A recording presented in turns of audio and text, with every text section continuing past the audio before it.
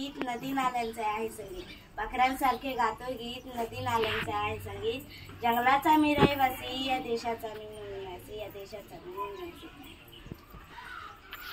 सन्माननीय व्यासपीठ, वंदनीय गुरुजन वर्ग व येथे जमलेल्या माझ्या बालमित्रांनो, आज मी तुम्हाला आदिवासी दिनाबद्दल 2-3 शब्द सांगणार आहे, ते तुम्ही शब्दचित्रेने ऐकावे अशी माझी नम्र विनंती।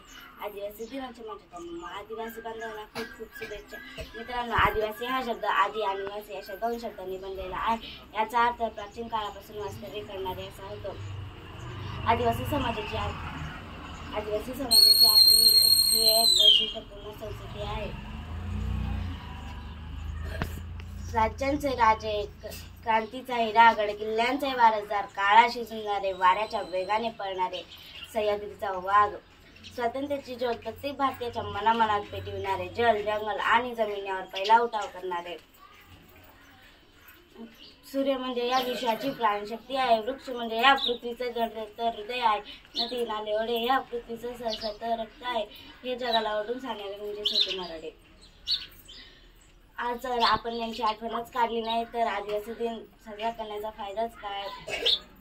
आदिवासींची लोककला, चित्रकला, नृत्य, वादन, गायन, शिल्पकला याला तोड नाही। अहो देणाऱ्याने देत जावे, घेणाऱ्याने घेत जावे, अहो देणाऱ्याने देत जावे, घेणाऱ्याने घेत जावे, घेणाऱ्याने घेता घेतात हात घ्यावे। हिरव्या पिवळ्या डोंगराकडून हिरवी पिवळी शाई घ्यावी, हिरव्या पिवळ्या डोंगराकडून हिरवी पिवळी शाई घ्यावी, सह्याद्रीच्या कड्याकडून छातीसारखी ढाल घ्यावी।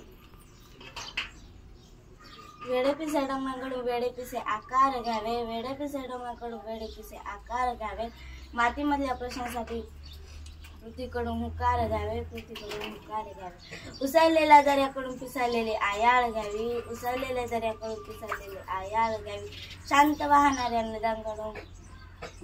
नद्यांकडून आदिवासींची संस्कृती घ्यावी, आदिवासींची संस्कृती घ्यावी। एवढे बोलून मी